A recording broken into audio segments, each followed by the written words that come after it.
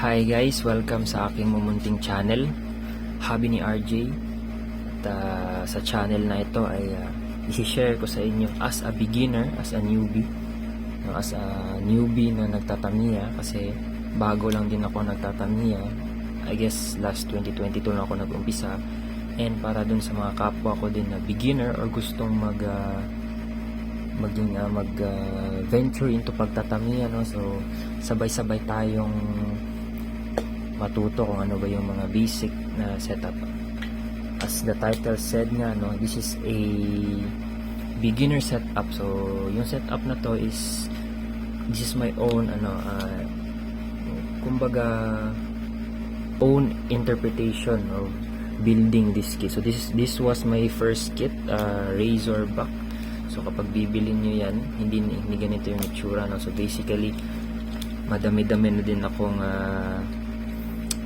nailagay na mga tune-up parts sa kit na ito. So sana may matutunan kayo kahit isa man lang na input, at saka para dun sa mga beginner na nagtatamiya, sana may makuha kayo dito mga guys, no? At makatulong itong video na to.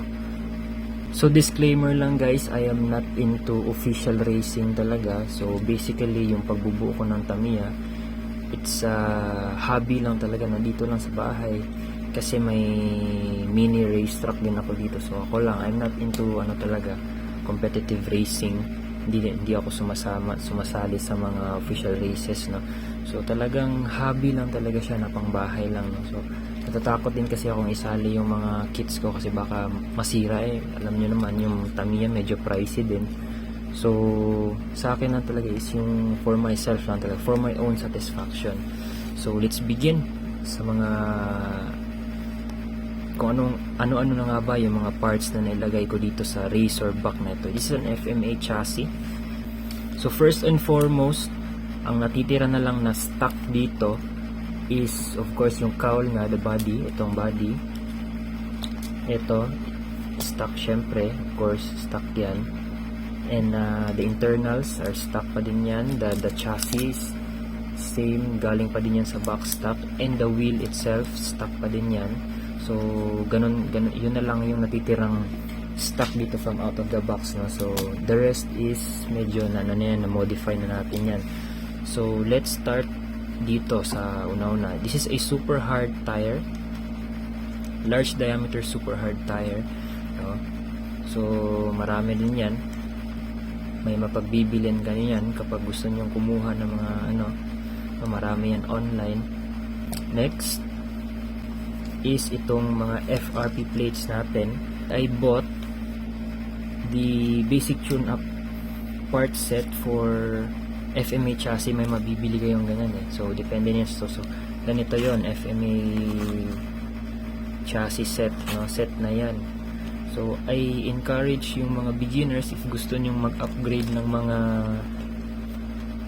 parts for your Tamiya, I suggest go for this kind of set kasi kompleto na yan kompleto na yan ng mga screw sets, ganyan. And dampers meron na rin yan kasi medyo mahal yan kapag bibilin mo isa-isa. So talagang mas makakatipid ka if you go for a tune-up parts, no? So yan yung nabili ko, pero yung ginawa ko dito is, kasi nakabili din ako dati ng AR chassis na tune-up parts, yan for AR, nakabili na rin ako niyan. Yung ginawa ko is, kinuha ko yan kasi may AR din ako guys. So sa next video ko ipapakita ko din sa inyo yung build ko for the AR chassis. So yung itong rear FRP ng AR, yun yung nilagay ko dito guys, no? Para maiba lang, parang mas parang mas malinis siyang tingnan kasi ito yan. May patingi-tingi din na nabibili niyan, meron din naman. So but as a beginner din kasi, I suggest talagang go with the basic tune-up parts kasi sulit na din talaga if you're going from box stock. From box stock to upgrades, yan yung maganda. So next, so punta muna tayo dito sa front, no? So ito yung ginawa ko. So these are guys, these are 13mm rollers from a Super 2 chassis. no? So yan yung nilagay ko, yung nilagay yan, double yan kasi mahal yung DPR na plastic. So yan yung nilagay ko. So ano bang ginawa ko dito para dun sa mga hindi pa masyadong alam? So yung screw na ginamit ko, ito is a 25mm.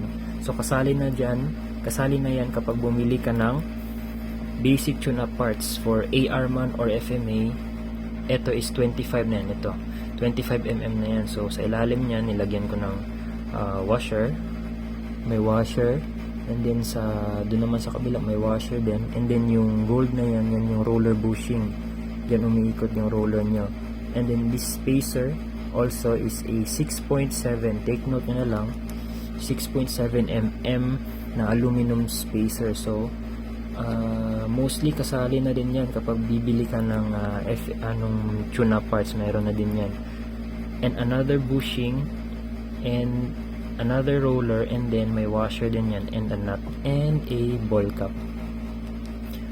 So guys, if you want to buy those mga parts na yan, may link ako dyan sa baba, may link dyan sa description. So check out na lang yung mga parts na yan. Pwede nyo dyan yun na rin erectang bilhin, or i-order.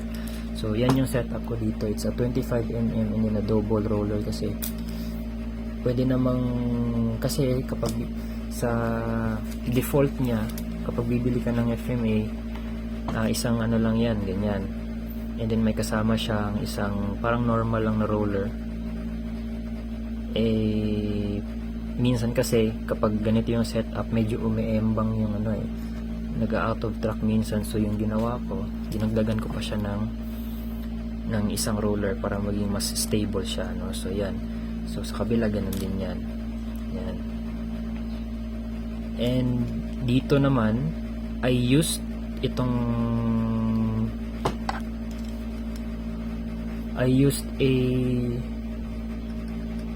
underguard. Yan, underguard. Gumamit din tayo ng underguard syempre. Ang purpose kasi ng underguard, guys, underguard nga siya, diba? So nagsiskid yan sa mga ramps para hindi masyadong malakas yung acceleration niya sa mga jumps, no? So yan yung purpose ng and yung underguard din na to, nagsisilbi din yung protection dito sa mga screws, kasi nga baka yung problema minsan ng mga ganitong setup, yung nakalawit yung mga screw heads, baka sasabit ka dun sa wall ng racetrack. So may tendency na sa jumps baka sumabit ka. So yung purpose ng underguard, sila yung parang yung yung sa wall, kumbaga sa wall ng racetrack, yan mag-slide lang yan dyan siya, no? Parang gaganon lang siya, hindi siya talagang sasabit, no? So this is an underguard, a gray one. So kapag bibili kayo niyan, may kasama na din yung mga screws, kung ano-anong mga screws. So pero yung ginamit ko dito, guys, ito tagusan na yan, tagusan yan. Yan dyan ko nilagay. So tingnan nyo na lang kung saan ko nilagay. Yung ginamit ko is 12mm na long screw. 12mm yan, tagusan na yan, para isang screw na lang yung gagamitin mo, no? So ganun yung ginawa ko dito, guys. And nuts. So pwede namang isang lang screw, kasi doon sa original FMA na parang setup, isa lang naman at saka yung 5mm screw lang, yung ganito lang. Eto, ganyan lang yung setup niya So parang medyo hindi ako kampante doon, parang feeling ko parang feeling ko lang na parang hindi matibay. So ginawa ko is 12mm para tagusan talaga, no? So yan yung ginawa ko dyan, guys. Punta naman tayo sa likod. Yan, dito naman, so nabanggit ko na kanina sa inyo, yung FRP na rear FRP na galing sa AR tune-up set, yun yung nilagay ko dito, no? Tapos yung may kasama na rin yung damper. Kapag bibili kayo ng FMA tune-up set, may kasama na rin yung damper. So yung ginawa ko naman dito, hindi ko tinanggal yung stock niya na rear stay. yung ginawa ko is sinama ko ba din siya dun sa build kasi para mas tumibay lalo yung yung build natin. Kasi ito 35mm to guys 35mm, so medyo mahaba, so parang natakot ako baka mag-bend. So yung analysis ko lang sa akin lang is kung maraming kakapitan yung screws, mas titibay yung screws, no? So yung mga setup ko kasi guys is somewhat a defensive type setup para dun sa kit, kasi I'm not into racing naman. So why not gawin mo yung setup mo na yung mapoprotektahan pa din yung kit mo, no? Yung chassis itself. So yung ginawa ko is dito ko na pinasok yung 35mm na yan. May washer, small washer lang yan guys. And then ito is a 19 yata. May washer din yan, and may 19mm, ito 19mm.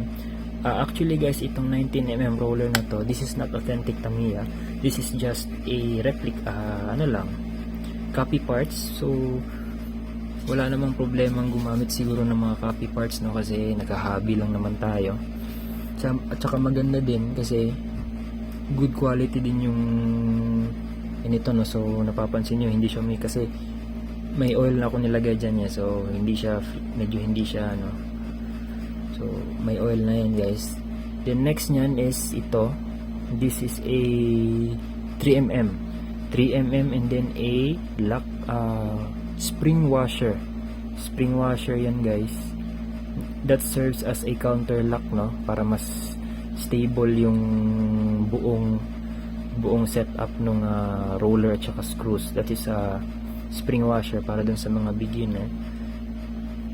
Yung spring washer looks like this guys. Wait, so kuha tayo ng spring washer para mas makita nyo kung ano yung spring washer.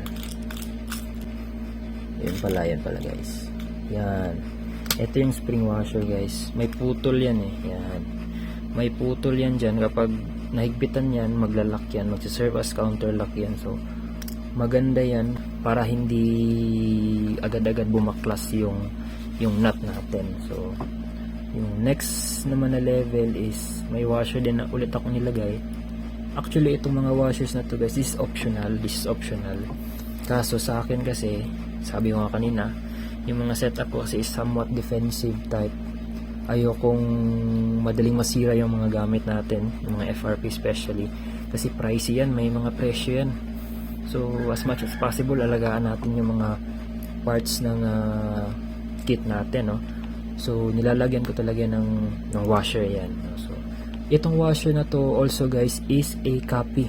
This is not authentic Tamiya, hindi itong nakita natin. Kasi ito kasi the original, yung mga orig na Tamiya na washer is ganito, medyo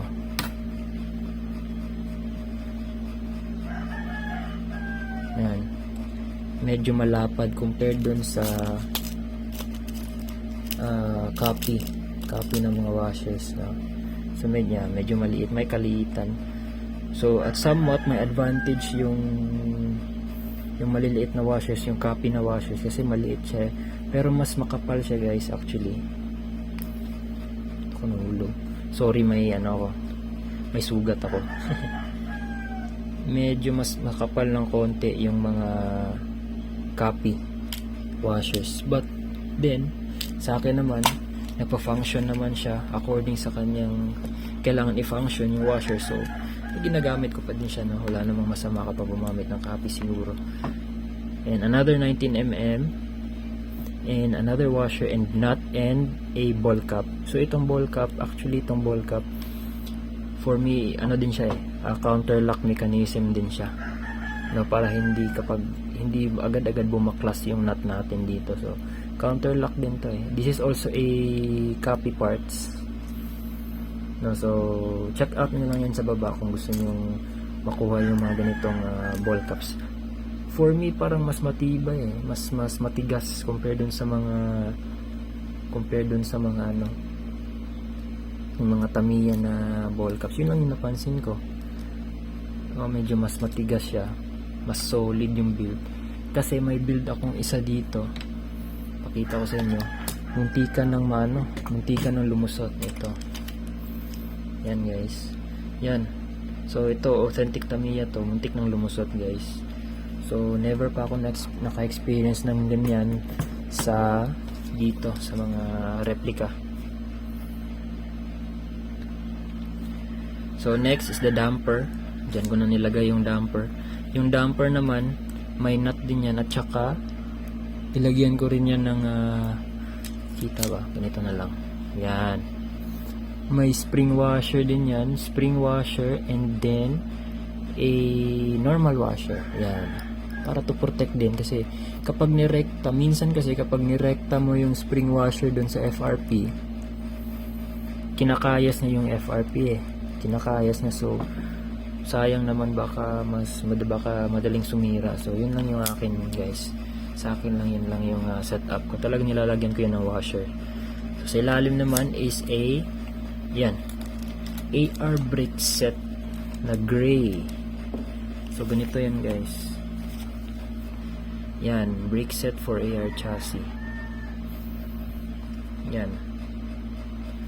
So this is a brake set na para sa mga beginners.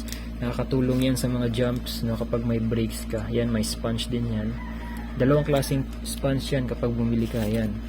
Yan. Yung isa is black and then yung isa is gray.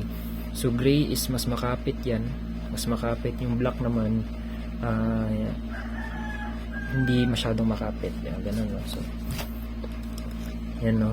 Saka dito ko siya for an FMA setup na naka large tire. Ganito yung nakita kong way para may saksak siya dito, na kasama pa din yung original na rear stay. So nilagyan ko yung kasama na spacer na 3mm. So basically 6mm yan, at saka a screw 15mm yata yung ginamit ko na screw dito 15mm dito ko yan nilagay.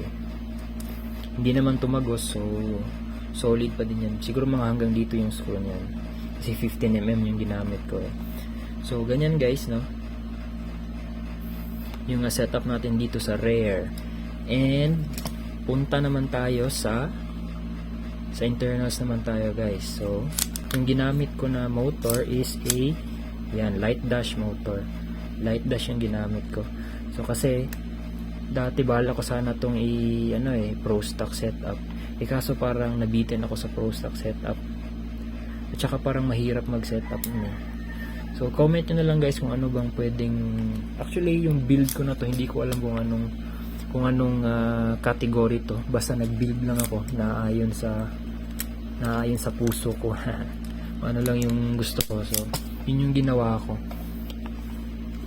Baka ewan ko, parang pwede ata to sa yung B-Max ba, I don't know, pero parang hindi to magiging competitive kung lalaban ko sa B-Max, kasi antitindan na yung mga B-Max So punta tayo sa gear set na ginamit ko. Yung gear set na ginamit ko is a 4:1 gear ratio. Yan, 4:1 yung ginamit ko guys. A brown spur gear and a black counter gear. No, so sa mga hindi nakakaalam, sa mga beginners na nagtatamiya, may 5 klase kasing gear ratio yung Tamiya. May 3.5:1, 3.7, 4:1, 4.2:1, and 5:1. So nakadepende na yan sa trip nyo talaga. The more na pupunta kayo sa higher gears, the more na torque, na mas torque, no? May papabor yan sa cornering, ganyan, pero lesser speed yan. Kapag gusto nyo naman lang talagang for top speed, go for a lower gear ratio. So sa akin, yung ginawa ko lang is yung dun lang sa gitna, 4:1 lang, kasi yung stock na gear ng Razorback is 4.2:1, yung red na counter gear and yung brown na spur gear, no? So akin naman, ginawa ko lang siyang 4:1 para medyo magkaroon siya ng top speed ng konti. So ayan guys, that's basically the build of my Razorback. So sana ay may nakuha kayong kahit isa man lang na input at baka balak nyo din ilagay dun sa mga kits nyo or for your race, baka may Razorback din kayo, baka gusto nyong gayahin yung setup ko. So ganun lang guys, so tara patakboy natin.